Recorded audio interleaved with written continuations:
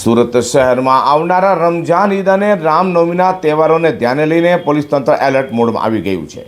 બેસ્તાન પોલીસે પોતાના વિસ્તારમાં કોમ્બિંગ આધારિત સુરક્ષા વ્યવસ્થા કડક બનાવી છે। સંવેદનશીલ વિસ્તારોમાં ખાસ નજર રાખવામાં આવી રહી છે, જેથી તહેવારો દરમિયાન કાયદો અને વ્યવસ્થા જળવાઈ રહે। સુરતના બેસ્તાન વિસ્તારમાં પોલીસે રમઝાન ઈદ અને રામનવમીના તહેવારોને પૂર્વે સઘન કોમ્બિંગ હાથ ધર્યું હતું। બેસ્તાન તેમજ ઊંટ સહિતના સંવેદનશીલ વિસ્તારોમાં પોલીસ દ્વારા ફૂટ પેટ્રોલિંગ કરાયું છે। રસ્તા પર પોલીસની હાજરી વધારાઈ હતી અને દરેક ગતિવિધિ પર નજર રાખવામાં આવી રહી છે। આ ઉપરાંત પોલીસ દ્વારા વાહન ચેકિંગ પણ હાથ ધરવામાં આવ્યું હતું। શંકાસ્પદ વાહનોને રોકી તેની તલાશી લેવાઈ હતી અને ડ્રાઈવરોના દસ્તાવેજોની તપાસ કરાઈ છે।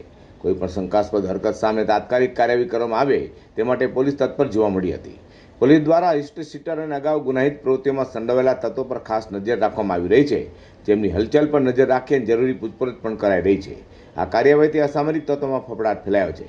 પોલીસે સ્થાનિક લોકોને પણ શાંતિ જાળવવા તહેવારનો આનંદપૂર્વક ઉજવવા અપીલ કરી છે। કોઈ પણ શંકાસ્પદ વ્યક્તિ કે પ્રવૃત્તિ અંગે તરત જ પોલીસને જાણ કરવા સૂચના આપી હતી।